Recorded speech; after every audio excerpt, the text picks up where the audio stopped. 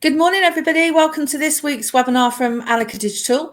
It's myself and Stanley today. Gurpreet's co-hosting in the background. We're actually presenting a video from Jordan Munton, who's one of our senior paid media managers within the Anika team. Unfortunately, he has had to go to the dentist this morning. So what I'm going to do is I'm going to disappear so you don't see my image as well. And we will hit the record button, the go button, and we'll listen to the recording. It will be just like it was if we were running it live. And of course, I will be here to answer all of your questions, or as many as I can. So please feel free to ask us as many questions as you like. So I'll just disappear and we'll hit the go button. And if you want to make it bigger, you can, most of you should be able to expand your screen. I know we had a bit of a problem with Max last week, and we will be recirculating the video afterwards as well. So let's see how that goes. Okay, so hi everyone. As I said a minute ago, my name's Jordan. I'm a paid media account manager at Anika. So I do both the paid social and pay-per-click, Google search and Microsoft Ads type stuff as well. So I get a bit of everything. So Anika have been around. I'm sure most of you have seen these slides before. Anika have been around since 2007. We currently have 27 crew and over 45 clients. And sort of our motto is no ego and no bull, which is quite nice, especially in an industry where a lot of people say that we say a lot of technical terms and don't actually explain what we're saying. So we don't do any of that. We keep it quite simple, and you'll see in this slide deck as well. It's all sort of simple. So if you don't know anything or you never come across Facebook sort of lead ads before, you can sort of pick it up. So we're 15 this year, and when we turned 15, we decided that although we were sort of already doing this already, that we were going to target 4 key areas. So we're going to target sort of people within construction, people within STEM, local businesses, and businesses that sort of manufacture things in the UK as well. So what I'm going to do today is I'm going to first start off about why you should be using Facebook ads. And then I'm going to sort of talk about how you sort of create a campaign structure, then talk about the main subject, which is on Facebook lead generation ads, and what they entail. So there's 3 types: instant forms, automated chat, and calls. Also really important, how to actually access them leads, because it's all well and good telling you how to get leads, but if you don't know how to access them, then it's sort of wasted. What we've learned personally within the agency in terms of when we've run them, what we've sort of come across, and then really what instigated this whole thing in the first place in terms of the iOS 14 update and so the impacts and the other workarounds, one of which was on Facebook leads. So why should you be using Facebook? So as of July 2021, there's 51.15 million Facebook users in the UK, an increase of 2.62 million when compared to the previous year. The platform has 64% of the market share in the UK in terms of social media use, which is 4 times more than Twitter. 25 to 34-year-olds make up the largest group of Facebook users, and 13 to 17-year-olds make up the smallest group. So if your target market is 25 to 34-year-olds, then, this is a platform for you. There's also a lot of people on there who are the older audiences as well. And then, although you can target the younger age group, you might, think this is sort of a negative for Facebook. You might think that, Instagram or, Snapchat or stuff like that might be better for the younger age group. But Facebook, also known as Meta now. So Meta owns Facebook, Instagram, WhatsApp. So when you're advertising on Facebook, you do also have the option to advertise within Instagram as well. So it does sort of cover that lower age band. So campaign structure, the basics. So really, before you start anything, it comes to any type of marketing. You first need to sort of think about the marketing funnel, and this really helps you to understand, when you then start selecting campaign objectives within social media platforms, what you're actually trying to achieve. So you've got sort of awareness, interest, consideration, conversion, and then you've got sort of your loyalty. So I'll explain these a little bit more as you go through, but you can see sort of awareness, interest are sort of top of the funnel, and then as they go near the bottom, that's where they then convert and they actually fall through the funnel and become loyal customers, hopefully. Okay, so creating a Facebook ad campaign, there's sort of 5 steps, really, 5 main steps. So you first select your objective, and then you'll be selecting your audience targeting. So if you're wanting to target females and males within Leicestershire, aged between 25 and 45, that's where you do all that sort of targeting. Or if they're interested in certain things, that's where you do it. Placements. So you can sort of select if you want to be on Facebook feeds, Facebook within Facebook Messenger, you might see ads in there sometimes.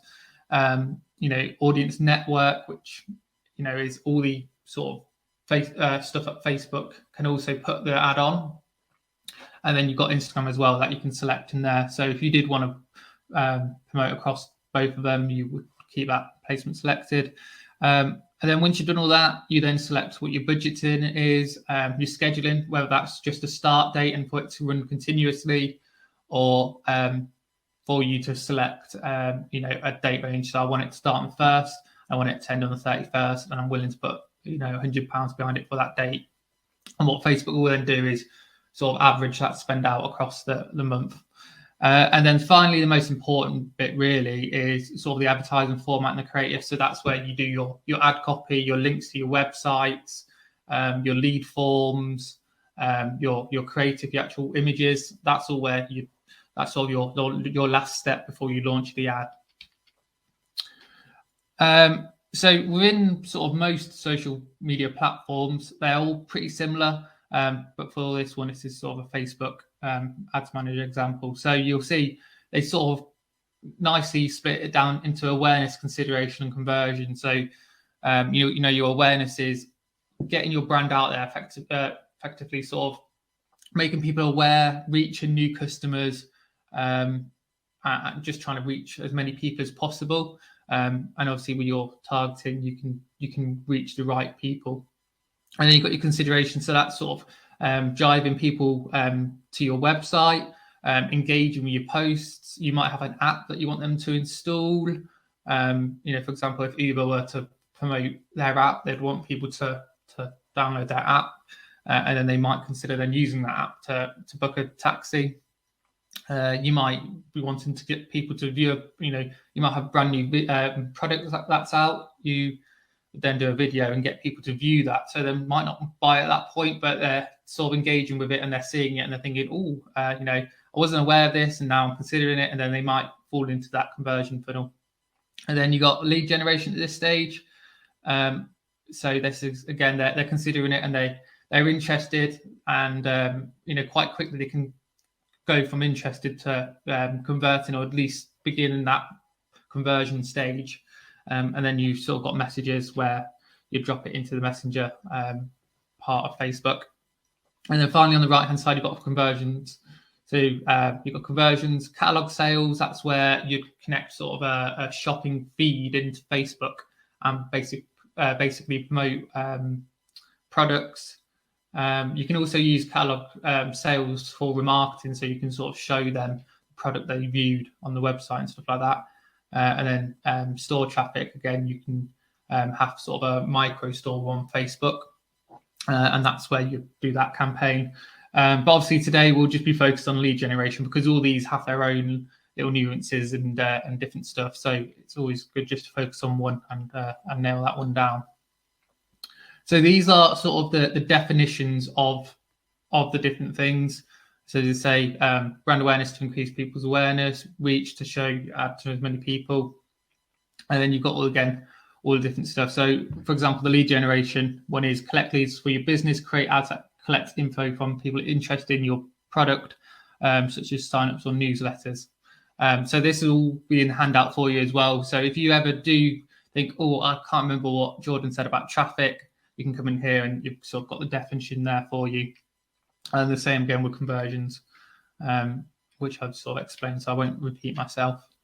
So this is it, sort of a little bit more infographic, a little bit more, imagery. So, your campaign is sort of where you select your objective.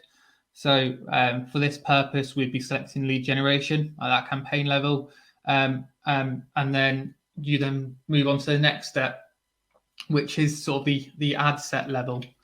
So at the ad set level, this is where you select your audience, as I say, if it's at 25 to 44-year-olds in Leicestershire, interested in biking or whatever it may be. That's where you'd put that targeting in. You'd put in sort of your date. So when you're wanting the ad to run, you might say, I don't want my ad to appear, within Messenger. So you'd exclude that placement, all them sort of things you do at ad set level. And that sort of sets the precedent for what the ads are then targeting. So you can have at the campaign level, you can have a lead gen, and then you can split that into two ad sets. And one can be targeting people with a lot of these same interests, but they might be located in Leicestershire, and the other ad set would be the same, but it might be targeting people in Lincolnshire.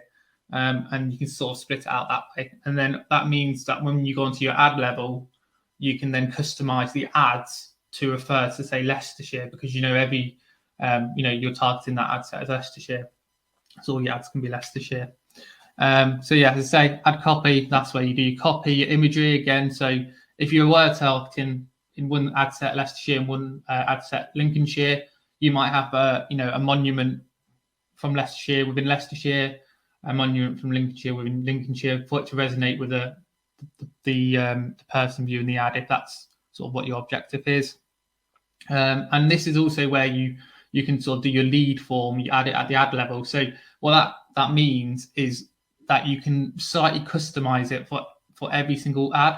So you can sort of have an overarching lead form, but if there's certain ads where you want different stuff, different information from different ads or whatever it may be, you can do it at the ad level. Personally, I tend to keep it the same lead form, the same across the ads within an ad set. I might edit over different ad sets, but within the same ad set, I tend to just use one consistent lead form. So the main part, so on Facebook lead generation ads. So sort of the main reason why you should be using lead ads is that they're native to Facebook. So they sort of stay on Facebook, and obviously, with like anyone, if you get someone onto your website, you want to keep them on your website. You don't want them to click on a link and go off your website unless it's onto sort of like a purchase page or something like that. And Facebook's the same. They want to keep people on their Facebook. So if they can get the person to take an action like filling in a lead form, and then closing that lead form and carrying on down the Facebook feed, and interacting with different ads and clicking on other ads and that sort of thing, they'd rather you do that than trying to get people off your website onto your own website. There is obviously a lot of campaigns can do that, but you tend to see that Facebook does like and does prioritize trying to keep people on Facebook.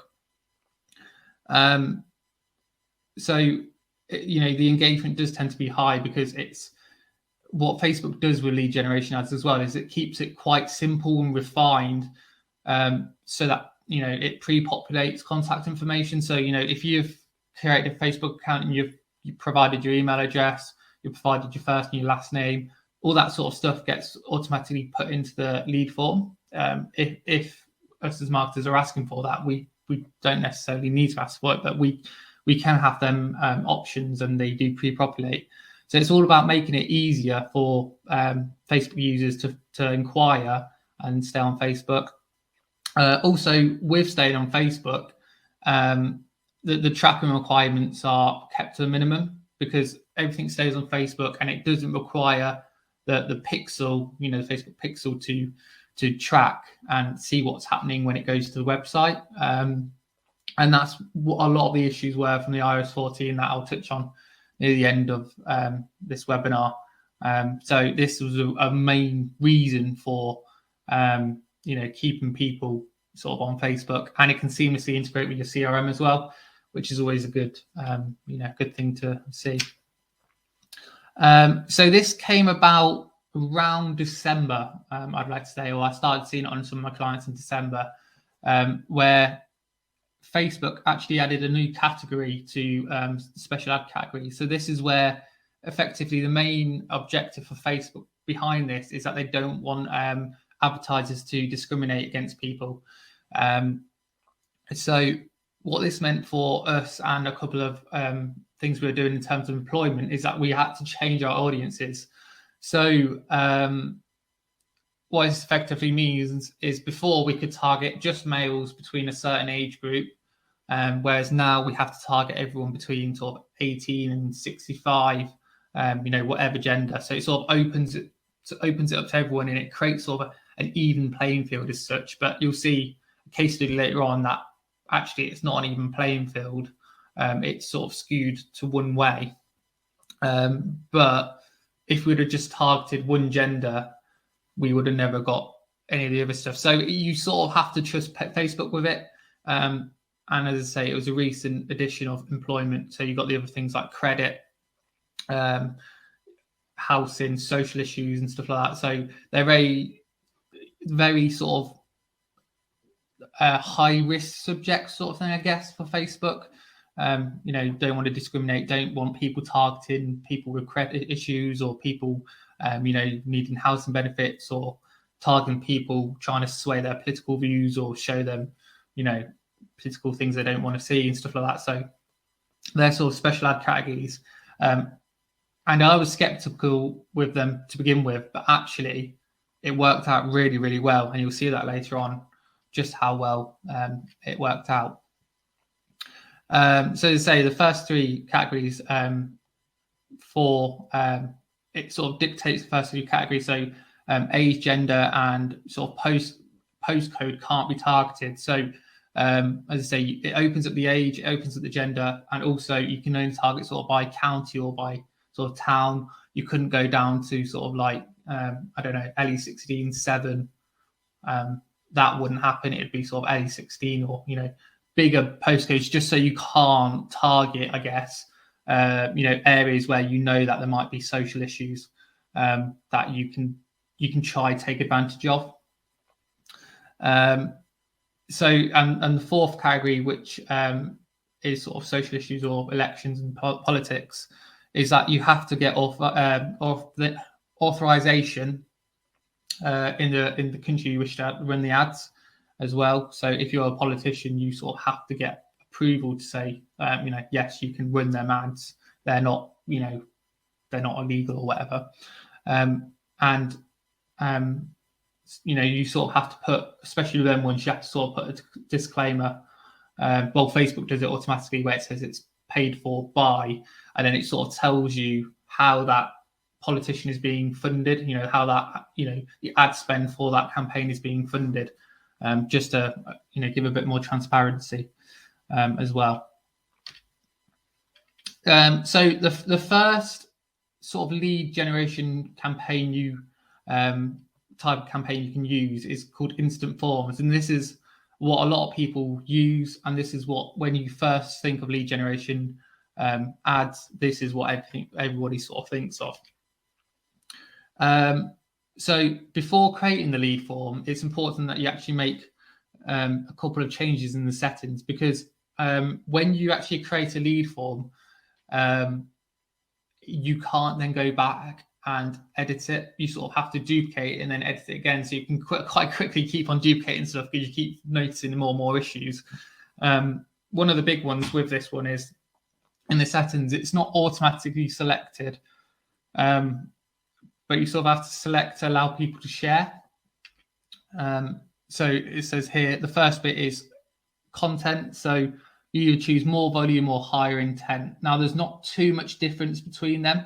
There's a sort of a screen grab of it later on, and I'll sort of talk about the difference there. And as I say, there's settings. So the big one here is that sharing option. So that's restricted. So only people who see the ad delivery can submit the form. Whereas if you select it to open, that's where, we had a client who their employees like to share the post as well, but they couldn't share it because we had it as restricted because we wanted we wanted to be targeted on certain people. So this sort of opens it up to people sharing it with their friends and family and stuff like that. So the targeting becomes a little bit more grey. But actually, as I say, with the client, their employees were sharing it with people who were similar to them. So actually, it's even more targeted in a sense,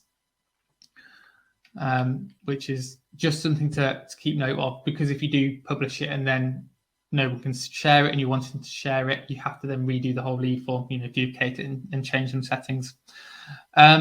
So when uploading an image or writing the intro, you've got to really make sure that the image is relevant. There's no point doing something completely irrelevant if, for example, in this instance, it's probably not the most relevant. Join our free webinar every Friday. Could have probably been a better image behind.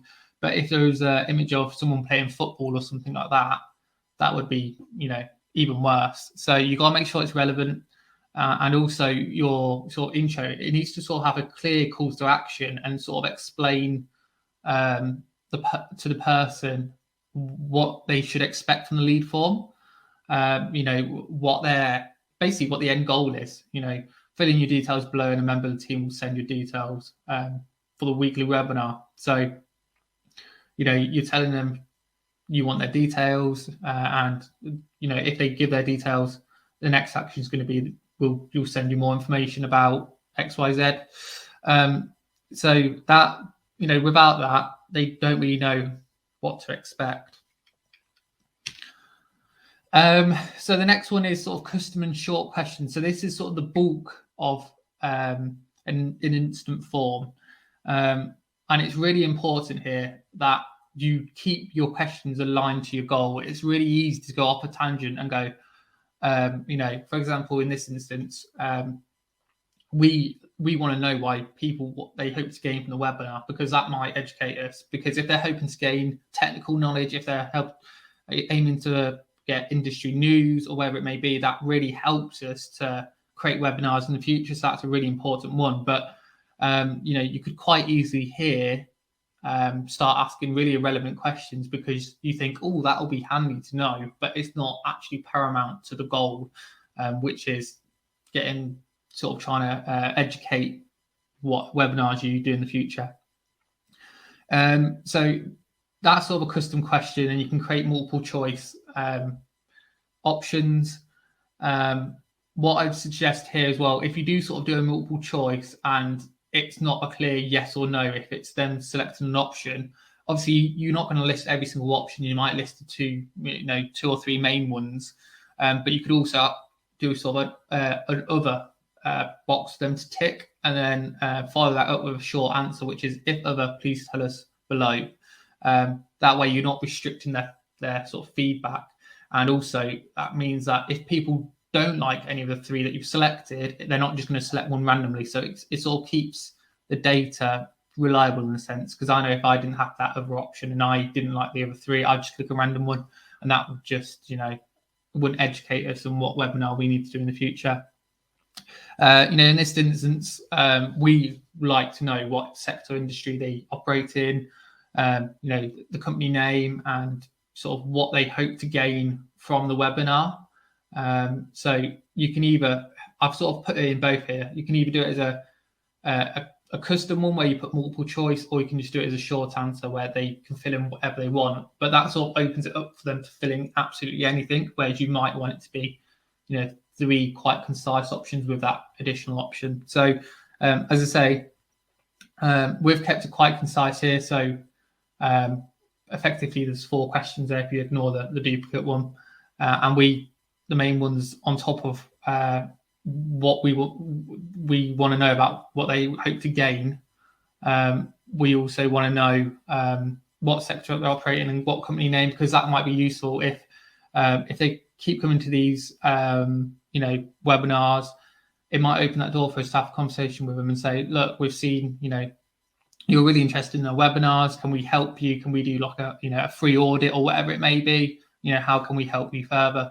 So it sort of, makes us aware of the people around.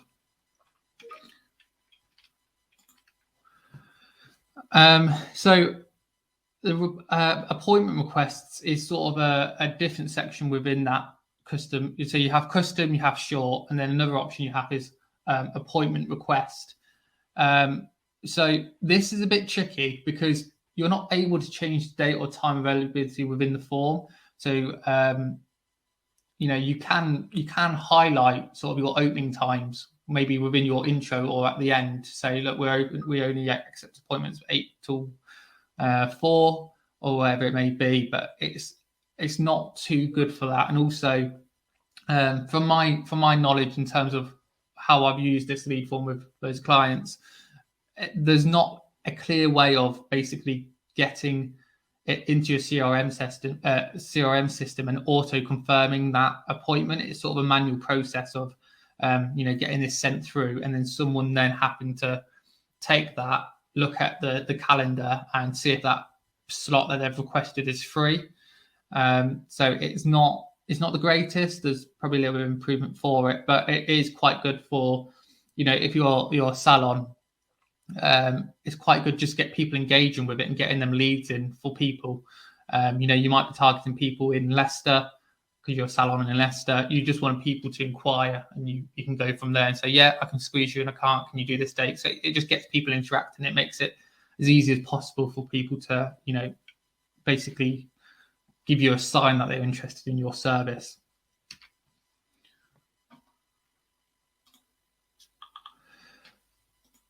So the fourth sort of option you have is called conditional questions. So just one thing to note on here, you have to upload a CSV file into Facebook.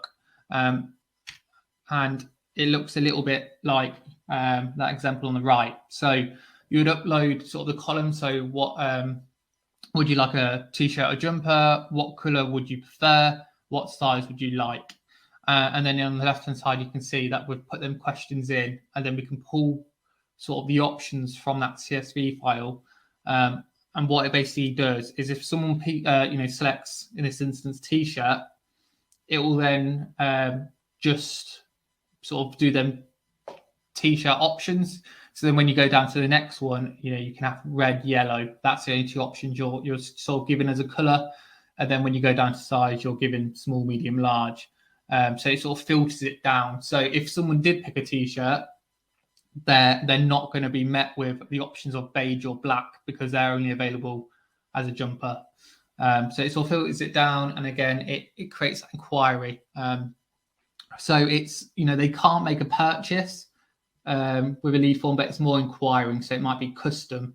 This is not a great example, but it might be custom bits of work. If it might be a custom table you want, and it's saying, do you want it in oak?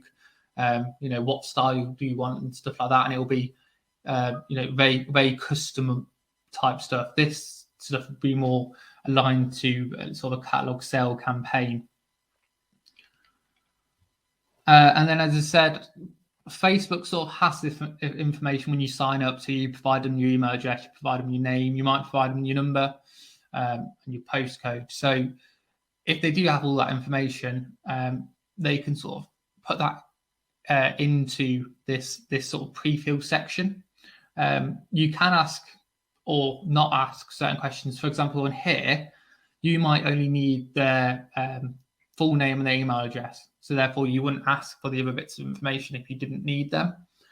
But most of this should be pre-filled in. So it just makes it really easy for the person to fill in them questions we had before, which are really goal-orientated. Get to this stage where they just basically need to confirm that the details are correct, and you might let them know how. So here you might say, please check your details below are correct, or you might say, we'll use this information to send you a quote across, or whatever it may be.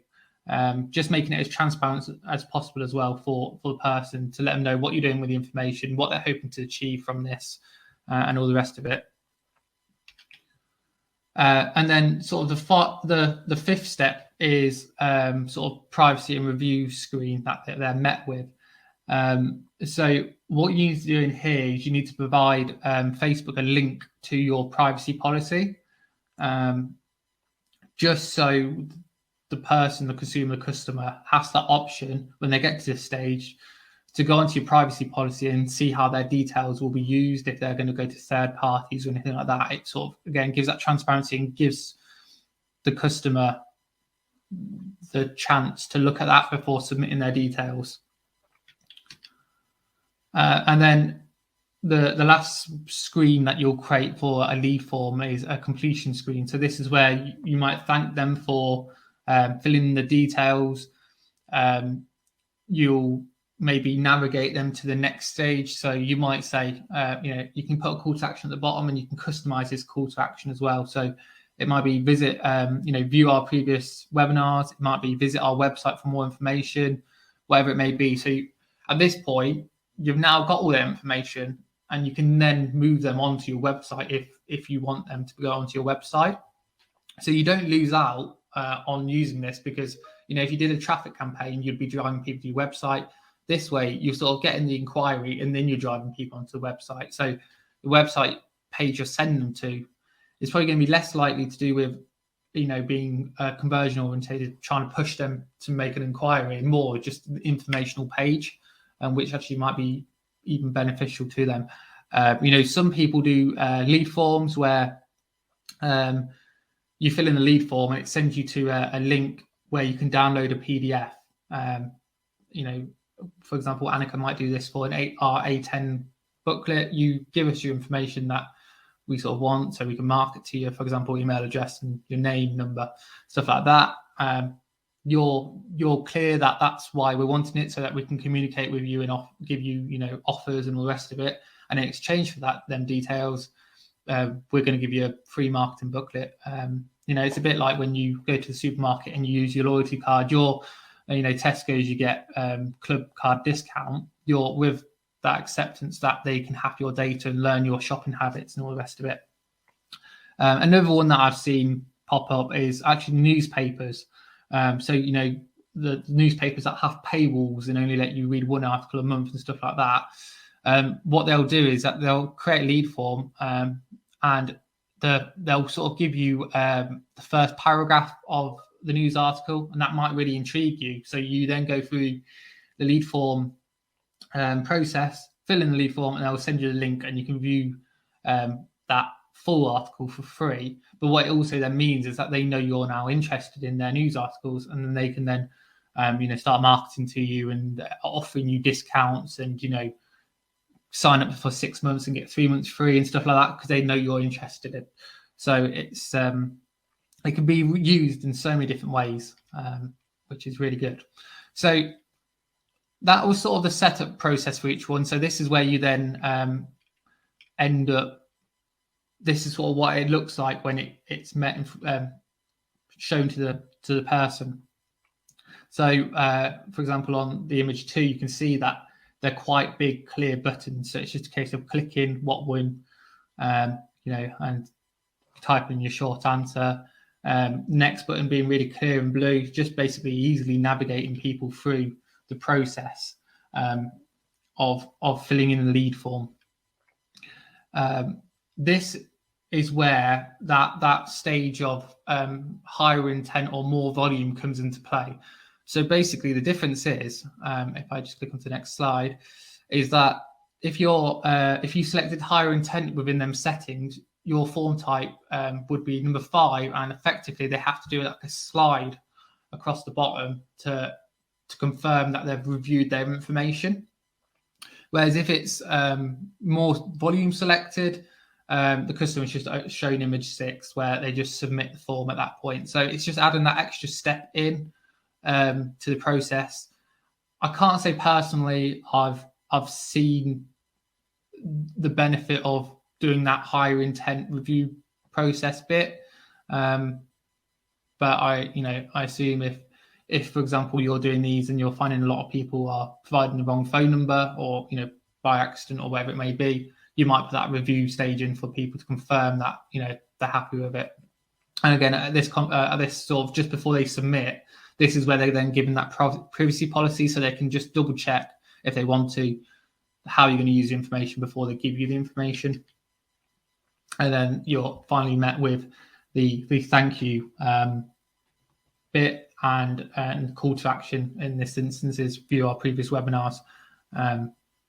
That's sort of how the incident forms work. So the next one is automated chat.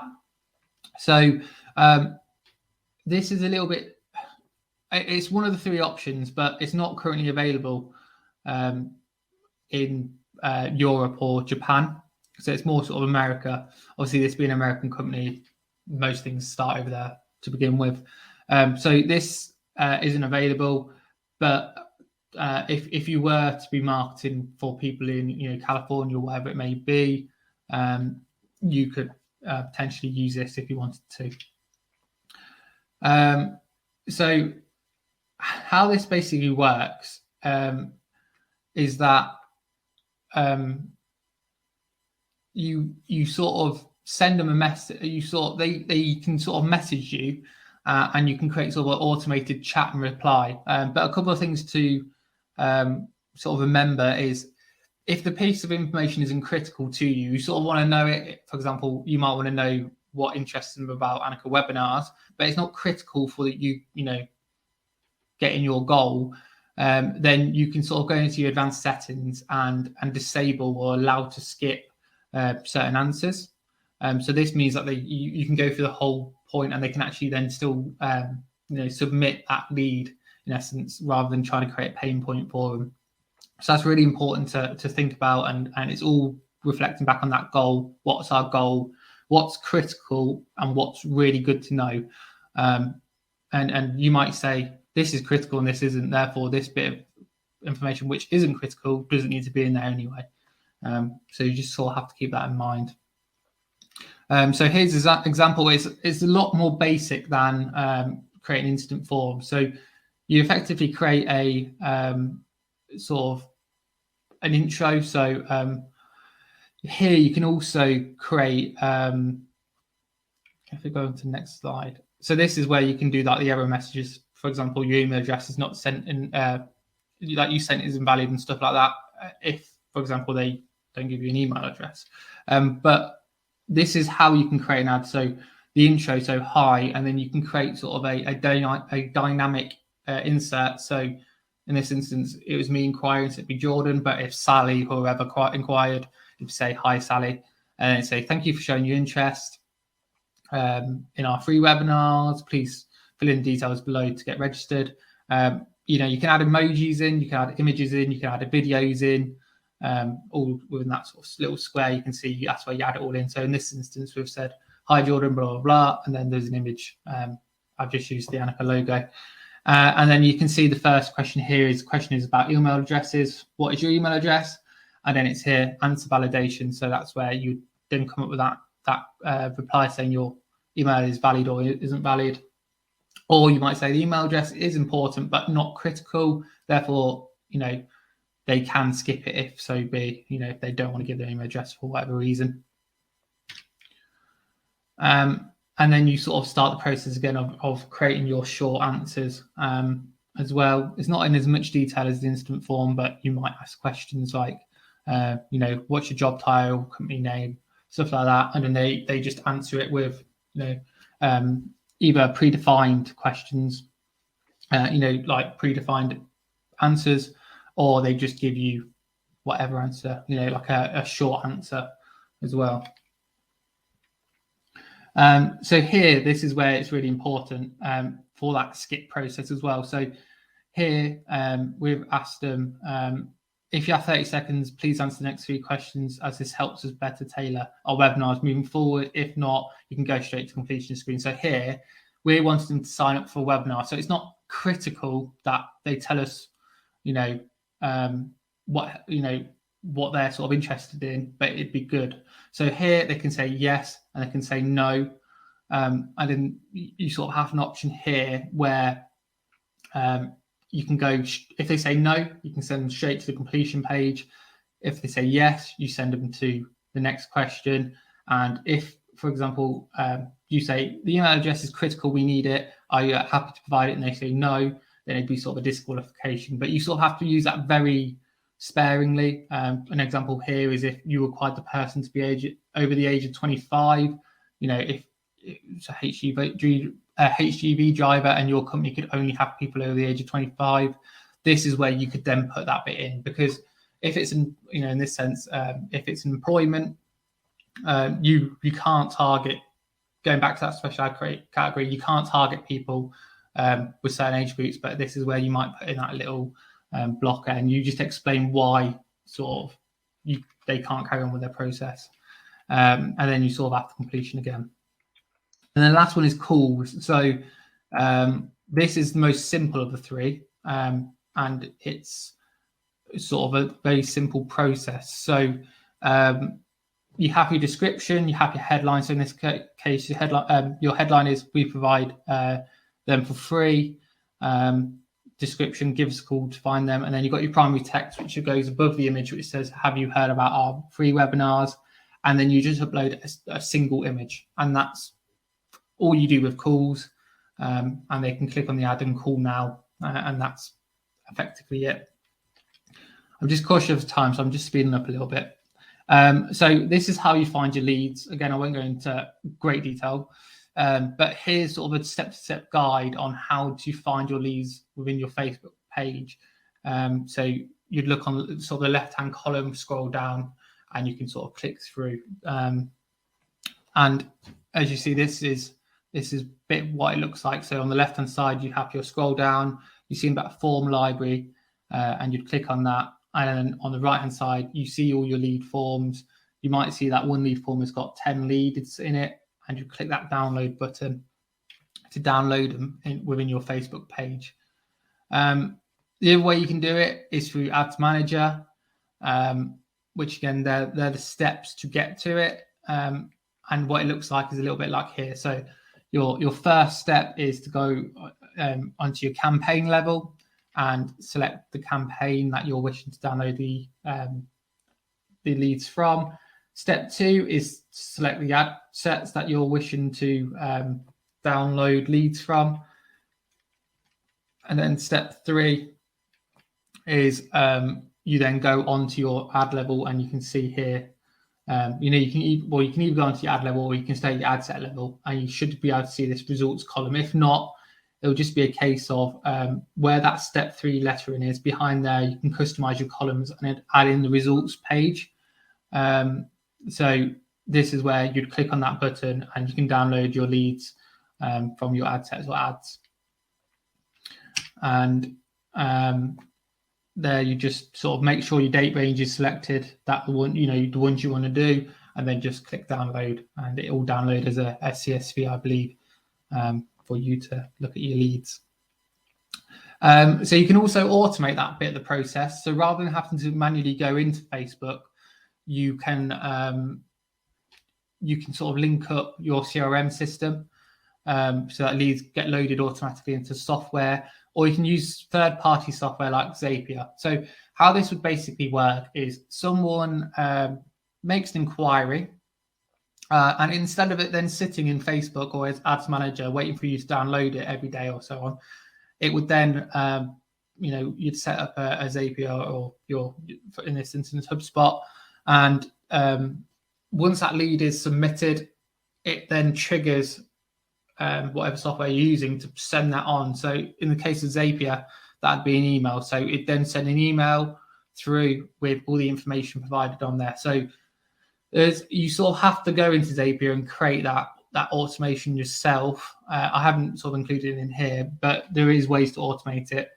And that basically means that it can get straight into your CRM system or your the inbox of your sales people, and that lead can be worked on straight away. You can instantly contact that person 10 minutes, 5 minutes after they've submitted that inquiry, rather than 24, 48 hours down the line, where they might have lost interest, or they've found somewhere else, or they're disgruntled because you didn't answer them quick enough. So automation is really helpful, and I would suggest if you're creating multiple lead ad campaigns, or you're going to put a lot of budget behind them to sort of try and automate that process as well. I mean, Zapier does cost money, but it saves you hours of time. And as I say, once it's set up, it sort of makes it really easy to manage. There's not one person have to go and then download everything. So it's sort of, again, it's put it here. What it is. I mean, in here as well, what you can do with Zapier, for example, is that each lead form, like when we mentioned earlier about there being one for Lincolnshire, one for Leicestershire, etc. Here you can create a zap, they call them, a zap for each location or each lead form, so that when the leads come through, you can instantly see, okay, this is from the Lincolnshire campaign, this is from the Leicestershire campaign, etc. And then instantly your salesperson knows, you know, what area they're talking about, or if it needs to go to a certain salesperson and stuff like that. So it's really handy, this sort of stuff, whole automated process. You make it really simple to understand where the leads come from, how your campaigns are working, etc., without really having to go into the campaigns and download ads or see what campaign is generating most of your leads, if done correctly. So how can the forms be used? So job fulfillment, I've sort of given some examples. If you're looking for whatever it may be, you know, a new hairdresser or whatever, you know, for your salon, you could maybe have one to do with that job. You could be asking for a tailored, for people who are using a tailored quote. So here, you know, they're never going to purchase whatever it may be, but they're at the stage where they might ask for a tailored quote or price. And they fill in their information accordingly, and from that you can then, you know, dictate what the price is going to be, given their circumstances and their requirements. You can offer something for free, as we mentioned, you know, the webinar, newspapers offering free articles. You can also use it for email signups or subscriptions. This is, you know, if you want to build your subscription list, this is another way to do it, and a really cost-effective way to do it as well, as you'll see in a minute. One of the examples. You can do it for surveys to get customer opinion, and this is where you might get them to fill in the lead form, and then at the end they might have a link through for a 20% off discount or something, you know, as a reward for filling in them a couple of questions, because it lends itself to being quite an easy way to do surveys, because of all that sort of pre-filled information. And you can promote events. So this is where you can sort of say, okay, we've got X singer come in into your area. You know, we're not selling tickets at this point. We just want to get an interest. You know, we want to see how many people are interested, and you can sort of gauge then if it's worth it, if it's not, if you're going to put it on sale. It sort of gives you a little bit of customer research without you know, going to the expense of trying to then instantly sell stuff to people. And it also creates that list of people that you know are interested, so it sets you, you know, one step ahead when you do go then to launch that comedy show or whatever it may be. So what have we learned? So it's a numbers game. So your lead on Facebook leads are quite cheap. They can be like £2 to £5. They can be even cheaper, you know, cost per lead. So it is quite a numbers game, and lead quality can sometimes be lacking, but the benefits, you know, are exceptional. So one thing that we've sort of learned is you've got to test multiple lead form variations. You know, you might do one audience with a long lead form, one with a short lead form, and test what, you know, how people interact. In one instance, for example, we found that making it really easy for the person to inquire actually just made the lead quality go down, because people weren't really assessing if they wanted it or not. They were just clicking a couple of buttons and sending it.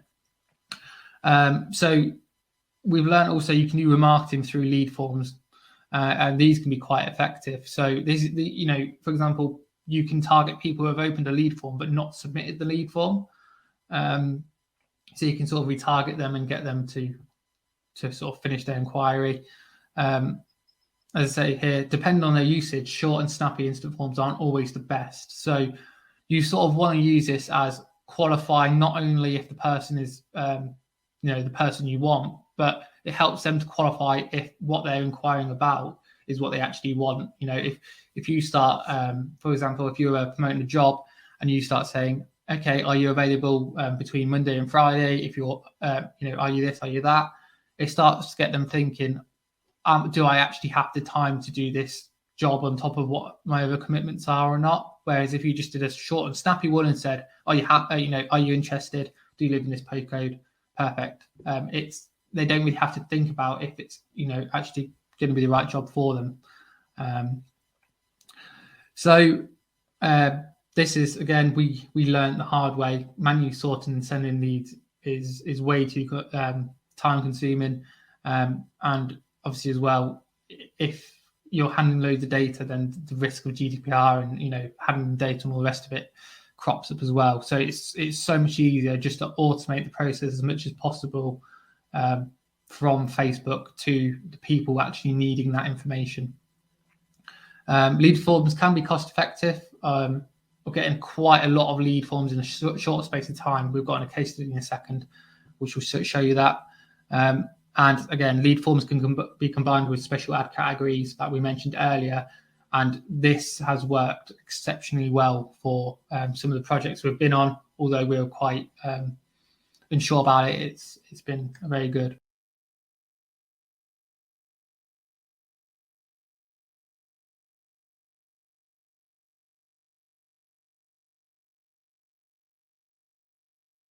Excellent. I think that was the last slide. So I'm not sure if GoPro's coming on. There was a lot of questions. That was harder work than presenting the webinar with all the questions that were coming in all the way through. Okay, so there's lots of stuff being asked in the chat, and I'm not going to be able to go through all of it. First of all, if any of you are pleased with what we've done today, and also like the help we were giving you in the chat, please could you give us a review, because it's really helpful for our own marketing. So that would be great. So I'll just put that up now. Gurpreet, can we update that image, because it's nearly 500 now? So yeah. Okay, so I wanted to add a couple of things. First of all, do go and grab the handouts. I apologize that the slides are so old, but actually a lot of this is still quite similar. The thing that I would like to mention is that Zapier is really, really important for us. And I did mention in the chat that we use Zapier, which I think we pay about $25 a month for, something like that. But we are handling large numbers of leads. So if you can imagine, we've got usually 5 regions that we're recruiting from. We've got leads coming in from Facebook. We've got leads coming in from LinkedIn for some of them. And what we do is we have a spreadsheet with a tab for each, and then all the leads come into that automatically. Literally as the lead happens, it comes across. We've taken it one step further, and I know that we've done a couple of talks on this, but what we've also done is use Zapier to send you an acknowledgement email where you can get the application form. Because if you think about it, when we get you to fill in the Facebook lead, particularly when we're recruiting for our training courses, that's only the first step in quite a long journey. And when you finish filling in the form, we provide you a link to go over to our website. But you also, as soon as you submit it, you automatically get an email saying, please complete the form as well. And that would be exactly the same as if you were offering a download, or you were offering something else. You would then get them to click across to your site. And of course, the advantage is they do click across to your site is that they start the process straight away. And once they go over to your site, you can remarket to them. But just as a word of warning, most people, the reason you use Facebook leads is because they don't want to leave Facebook. They're on Facebook or they're on LinkedIn because they don't want to go away. And so you've got to make what you're offering attractive enough to bother to fill in the form. But just by a matter of ratios, we were typically expecting 1 in 5 or 20% of the people to fill in an application form after they filled in a Facebook form. What we've done more recently is we have quite tough eligibility criteria. And one of the things that a lot of people were failing on is that hadn't been in the UK for 3 years. So we've actually included that in the Facebook form in order to make it really obvious that they're not eligible right away, so we don't waste too much time with them. And they also probably realise that they're not going to go to the next stage either. And then the other thing we've done is we've put a lot of eligibility criteria in our application form. So that's really interesting. Another thing I wanted to comment is at the time, when we first started doing the courses, the cost of the leads were between about £7 and £15. And I think that was because we were using the special category, which is more expensive, but the targeting is better. So you get better quality leads. Whereas if you use it in one of the other types of objectives and you're not narrowing it down by a career or housing or something like that, then actually there's a bigger audience and therefore the cost per lead will go down. Before Christmas, around Black Friday and Christmas time, the cost of the leads went through the roof.